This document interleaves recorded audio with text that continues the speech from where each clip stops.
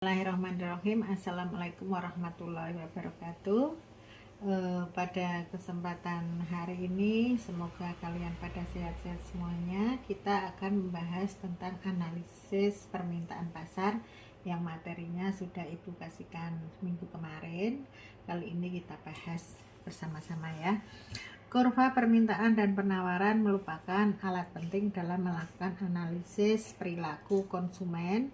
Akan dibahas meliputi pengertian permintaan, hukum permintaan, fungsi permintaan, schedule permintaan, kurva permintaan, pergerakan sepanjang kurva permintaan, pergeseran kurva permintaan, permintaan pasar dan perusahaan. Kita yang pertama yaitu tentang pengertian permintaan. Permintaan adalah sejumlah barang atau jasa yang rela dan mampu dibeli oleh para pelanggan periode tertentu berdasarkan sekelompok kondisi tertentu. Ya, jadi permintaan itu sejumlah barang dan jasa yang diinginkan dan mampu dibeli oleh konsumen untuk memenuhi kebutuhan pada berbagai tingkat harga dan waktu tertentu yang di pasar ya. Jadi permintaan itu jumlah barang ekonomi ya, jumlah barang ekonomi yang pembelinya bersedia membeli pada tingkat harga, waktu dan pasar tertentu ya. Otoritas jasa keuangan yaitu permintaan adalah suatu proses ya dalam meminta sesuatu atau sejumlah barang yang dibeli atau diminta pada suatu harga dan waktu tertentu. Permintaan berkaitan dengan keinginan konsumen akan suatu barang dan jasa yang ingin dipenuhi. Jadi kecenderungan permintaan konsumen akan barang dan jasa yang tidak terbatas. Jadi apa itu permintaan?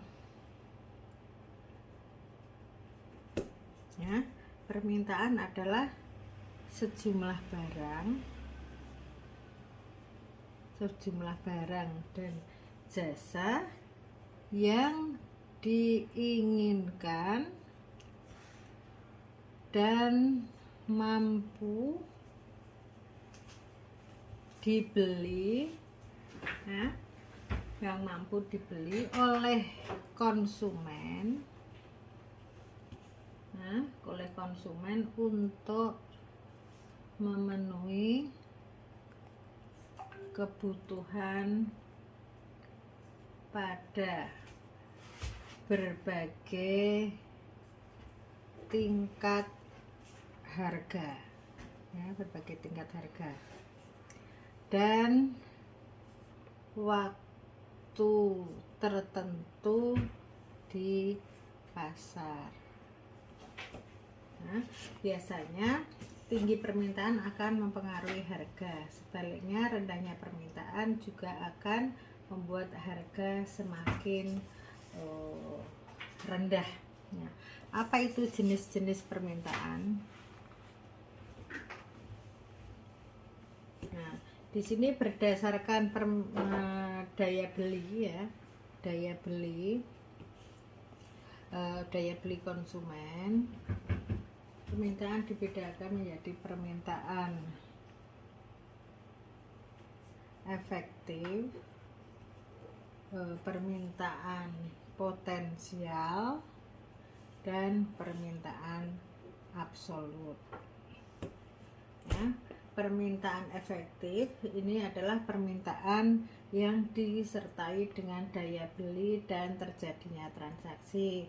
Permintaan potensial adalah permintaan yang disertai dengan daya beli namun belum transaksi. Kalau ini udah transaksi, ini belum transaksi ya. Kemudian permintaan absolut yaitu permintaan yang tidak disertai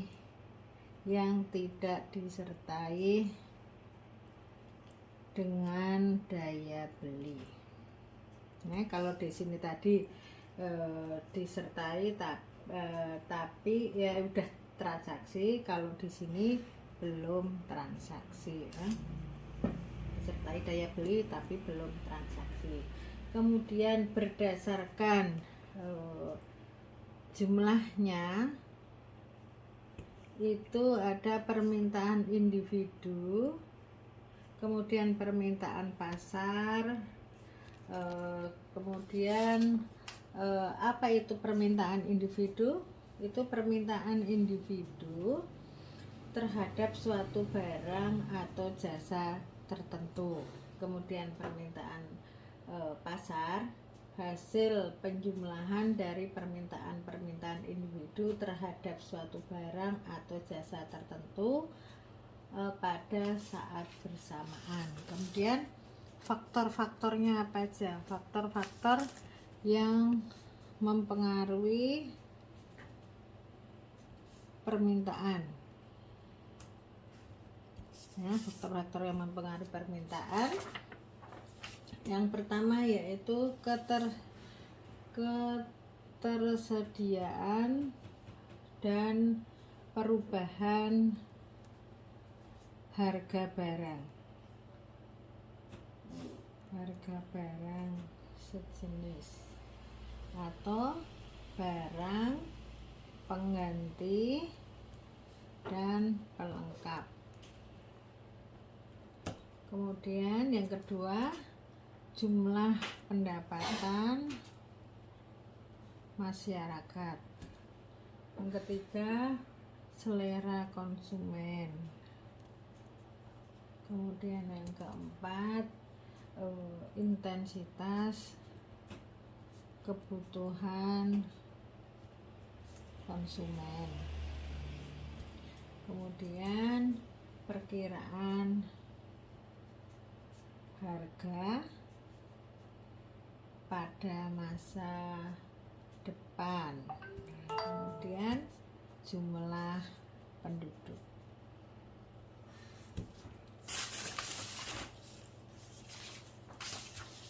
Nah, itulah pengertian dari permintaan. Kita lanjut ke hukum permintaan, ya, hukum permintaan.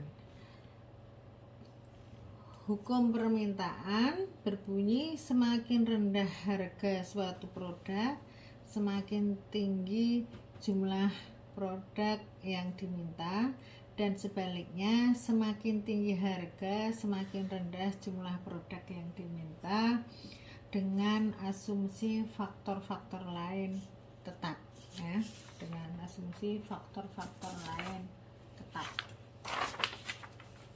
Kemudian kita lanjut ke fungsi permintaan.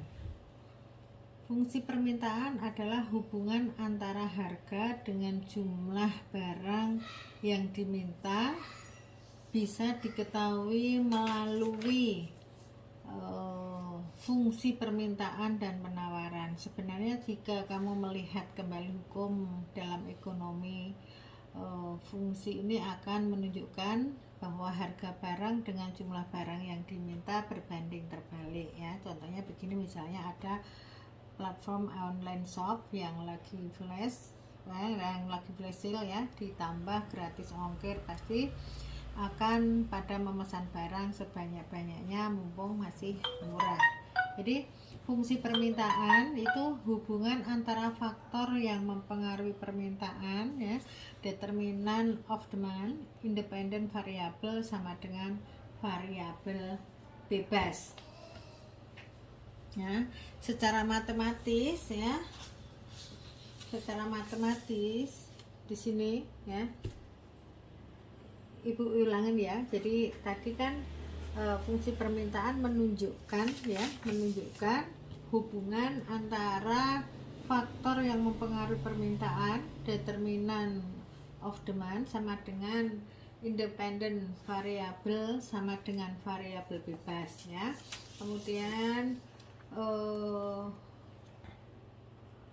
jumlah ini bebas dengan jumlah produk yang diminta, dependent variable atau variabel tidak bebas, secara matematis akan digambarkan QX sama dengan fungsi dari PX, AX, DX, OX, IC TC,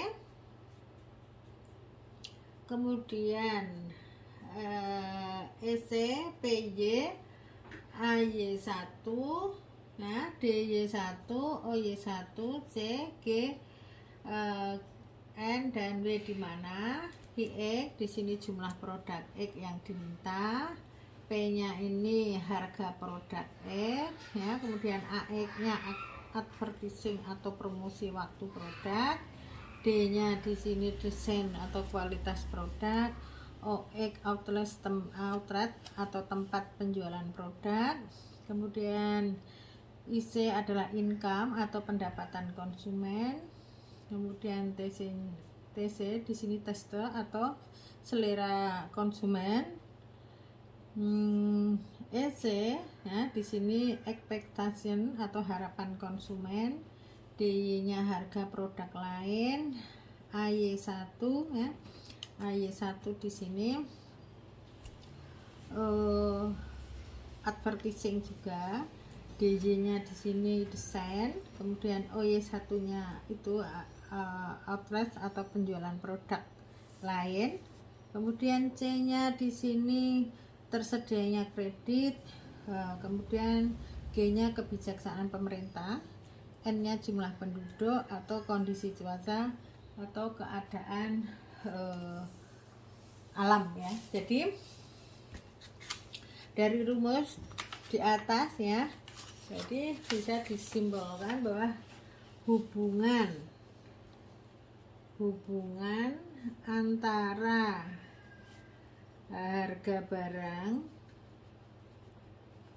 dengan jumlah barang yang diminta adalah negatif.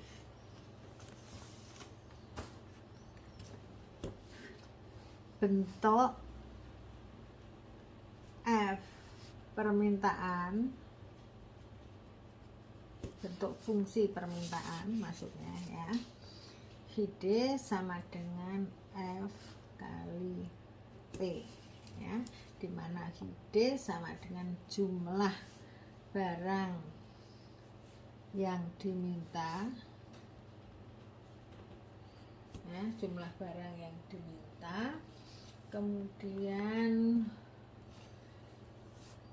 F kali P sama dengan fungsi dari harga ya. Secara sederhana fungsi permintaan adalah linear ya, maka dinyatakan dengan persamaan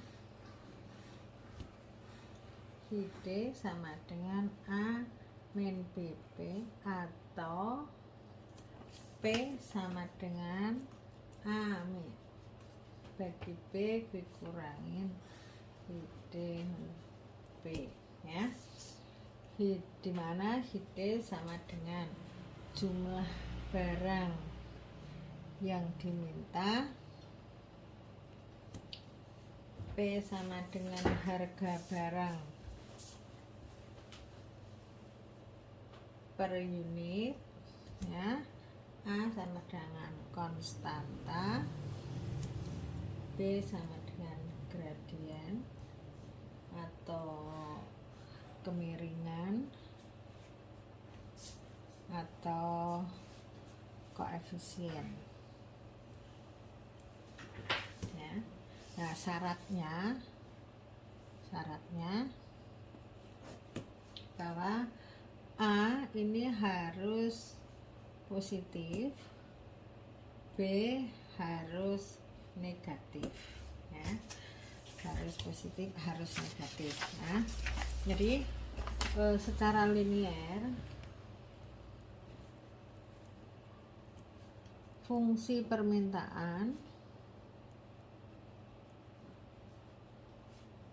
atau persamaan kurva ya, nanti aja kita fungsi permintaan aja ya.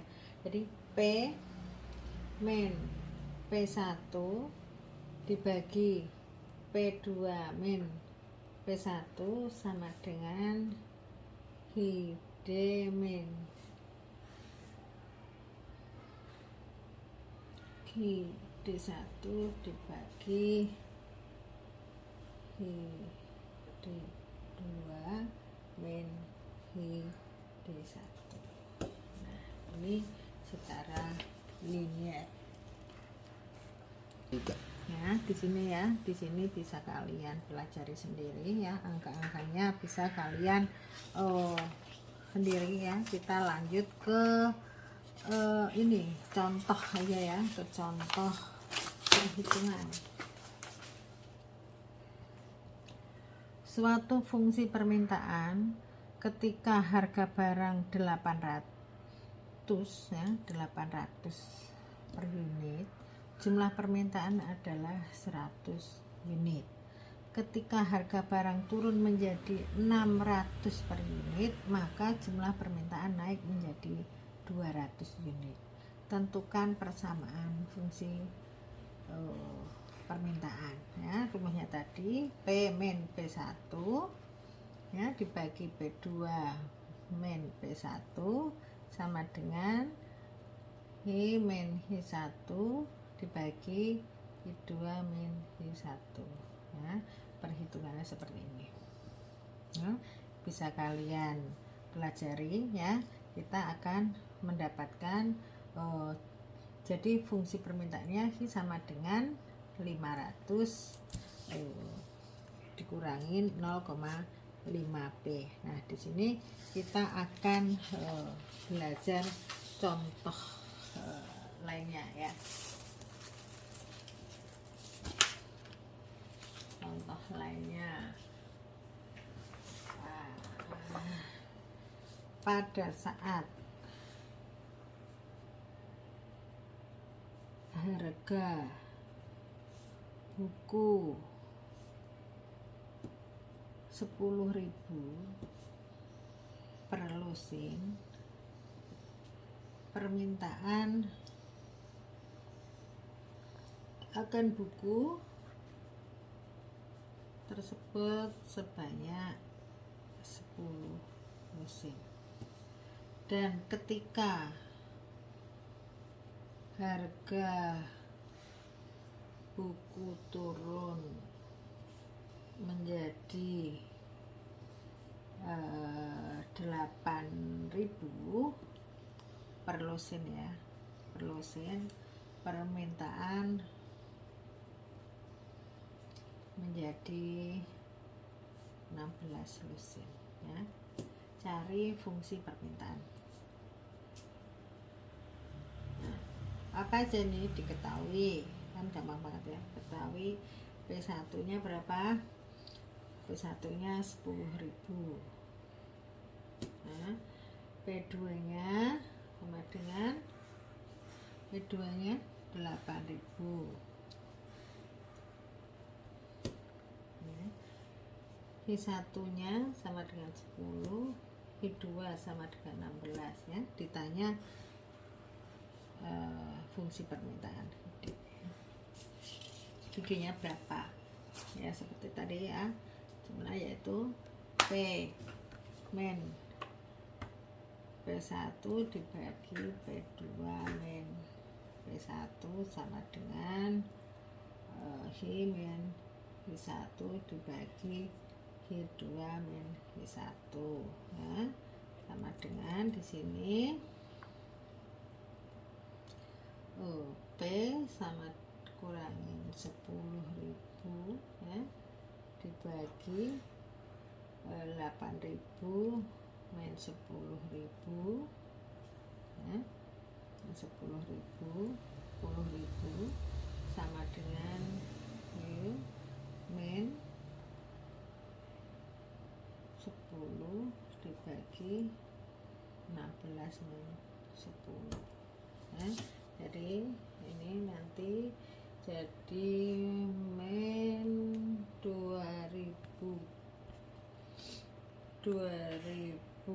hiu, 2000 hiu plus 20.000 sama dengan 6P min 60.000 ya, min 2000 hiu sama dengan 6P min 80.000. Hiunya sama dengan 6P min 80.000 ya, min 80.000 bagi min 2.000 ya.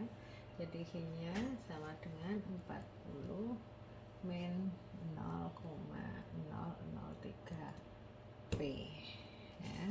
Nah, di sini atau ya, hiu sama dengan 40 min 0,003 P, di mana 0,003 P sama dengan 40 min hiu. P 40 min hiu ya, dibagi 0,003. Jadi P sama dengan 1,333 min 333 ya. Jadi fungsi permintaannya adalah ID sama dengan 40 min 0,003 P atau D sama dengan 1,234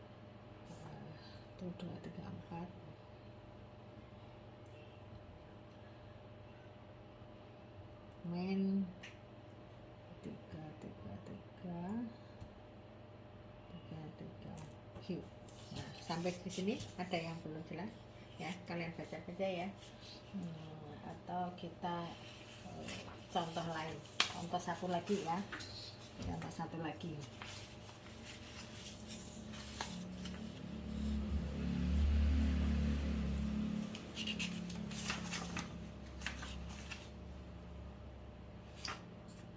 Dalam suatu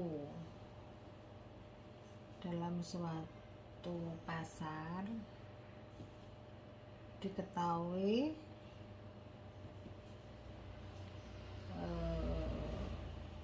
fungsi permintaannya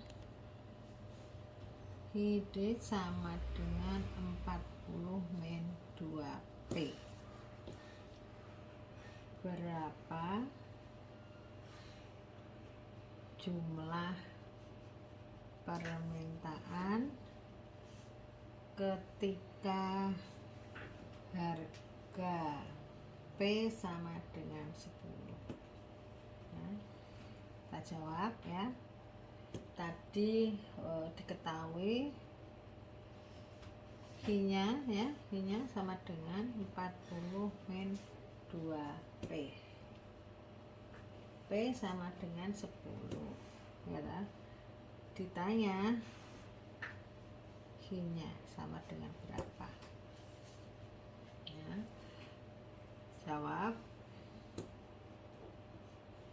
ID sama dengan 40 min 2P ya, 40 min 2P. ID sama dengan 40 min 2 kali 10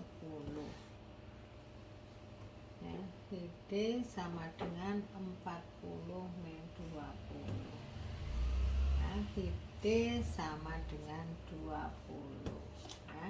Jadi ketika harga P ya, P nya 20, maka jumlah permintaannya adalah 20. ini ya. Jadi soalnya bisa di rubah-rubah, tinggal dimengerti ya. Untuk materi kalian pelajari sendiri, baca-baca sendiri maksudnya. Nah, di sini Ibu lanjutin tentang perhitungan bagaimana permintaan ya. Sebagai contoh tadi kita ambil dari sini ya, dari hasil ini ya, dimana hidenya H sama dengan 500 min 0,5 P. Untuk menggambar grafik fungsi permintaan, caranya dengan menentukan titik potong terhadap sumbu P dan sumbu, yaitu pertama ya, agar kurva garis memotong sumbu P, maka Q sama dengan 0. Dengan demikian Q sama dengan 500 min 0,5 P. 0,5 P sama dengan 500. P sama dengan 1.000 rupiah per unit. Titiknya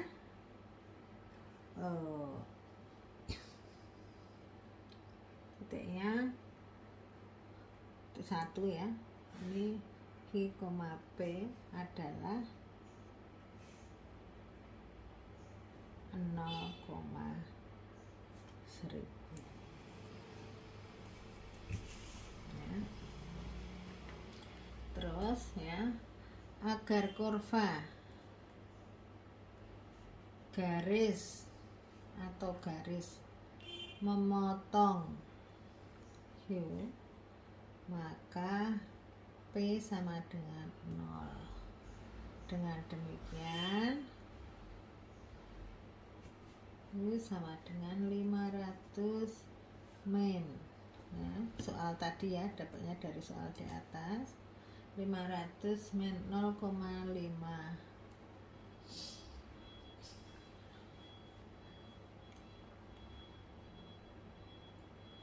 sama dengan 500 min 0,5 kali 0.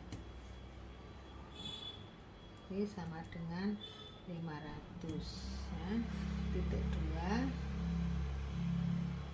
IP 500,0 ya.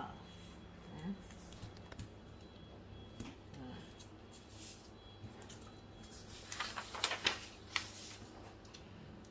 cara membuat kurva permintaan. Gambar kurva fungsi permintaan adalah garis kurva yang dengan menghubungkan kedua titik tersebut, yaitu titik 1 0,1000 dan 500,0. Jadi kita gambar di sini harga P ya, rupiah. Di sini jumlah U atau unit. Nah, di di sini tadi ya 1000 ya, 1800, 600, 400, 200, nah 100, 200, 300, 400, 500, 600. Jadi 1000 sama 500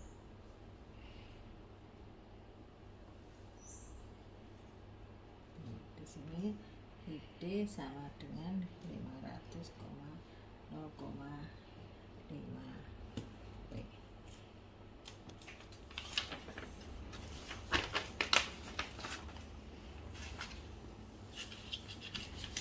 Nah, sudah jelas sampai di sini. Nanti kita lanjut ke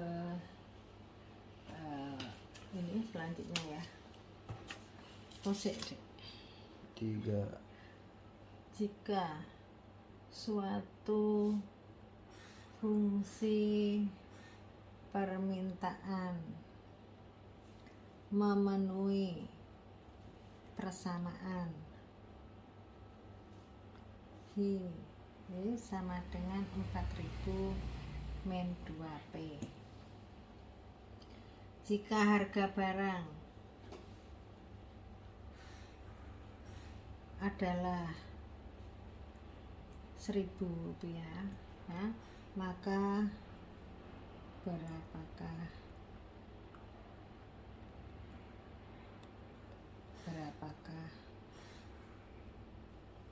jumlah barang sedih. Kita membuat tabel schedule daftar permintaan.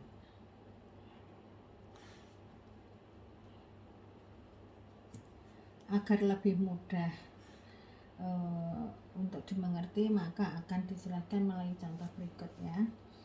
Soal perhitungan tabel schedule permintaan ya.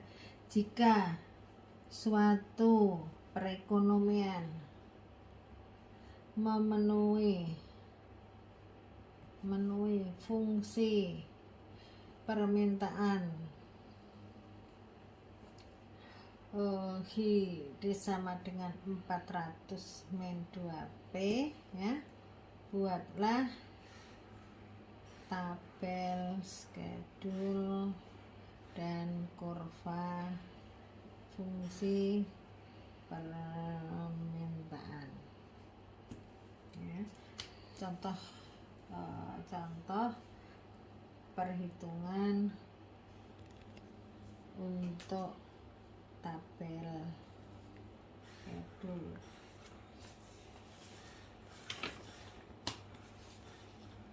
Yang pertama tabel schedule. ID sama dengan 400 min 2P. P sama dengan 0, maka ID sama dengan 400 min 2 kali 0. ID sama dengan 400 ya. Baris kedua tabel schedule ya. P sama dengan 50, ID sama dengan 400 min 2P, ID sama dengan 300 dan seterusnya. Nah, ini tabel schedule permintaannya. Nah, di sini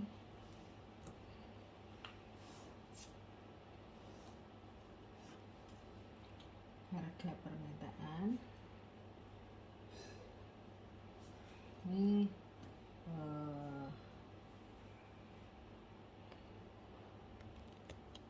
ID sama dengan 400 min 2P. Nah, di sini 0, di sini 50, 100, 150, 200, di sini 400, 300, 200, 100 dan 0. Nah, caranya di sini ini cara menghitungnya pakai di sini. Ini dapat 400-nya ya. Jika 400 ini ID 400 min 2P ya. Jika P-nya 0 maka ID-nya 400. Jika P-nya 50 maka di sini 300. Nah, cara menghitungnya di sini ini seperti ini dengan rumus ID sama dengan 400 min 2P ya. Jadi kalian ya, bisa menghitungnya. Ini kan 1, 2 ya, ini 1, 2 ya. 3, 4, 5 di sini caranya sama. Kemudian kita lanjutkan ke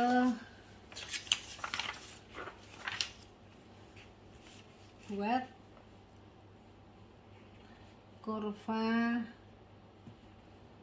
grafik fungsi permintaan. Nah, tadi tabel, di sini kurvanya ya. Kurva fungsi permintaan dapat dibuat dengan menggunakan setidaknya 2 titik dari tabel schedule sebagai sumbu datarnya digunakan data jumlah Q, sedangkan sumbu vertikalnya menggunakan data harga P ya. Tadi ya, menggunakan tabel tadi. Nah, di sini 0, 50, 50, nah, 100, kemudian 150, 200, 250.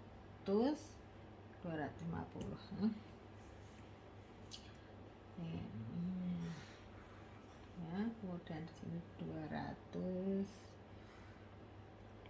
100, 200, 400, 600, 400 ya.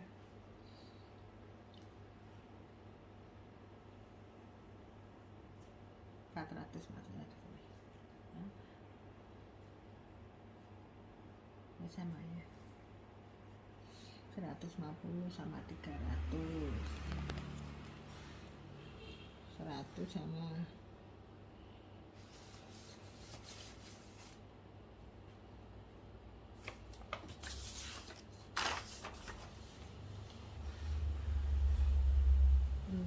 50, 100, 150 dan 200 di sini, ada 400, ada 200, ada 100, ada 300 di sini.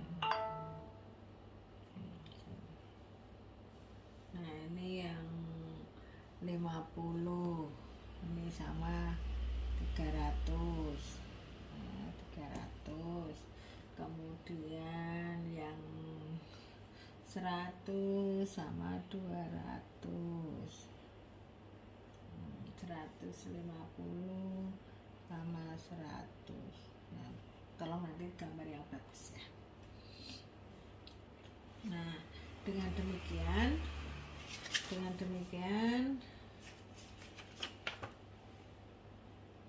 nah, di sini tadi jumlah sih. Nah, ini dalam unit. Dengan demikian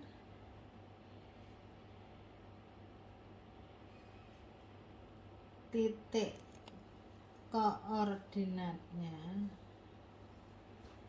dinyatakan dengan UP. Misalnya titik pertama dari baris pertama tabel schedule adalah 400,0, maka titik kedua dari garis kedua tabel schedule adalah 300,0. Kurva atau garis dibuat dengan menghubungkan kedua titik tersebut dengan sebuah garis lurus linier.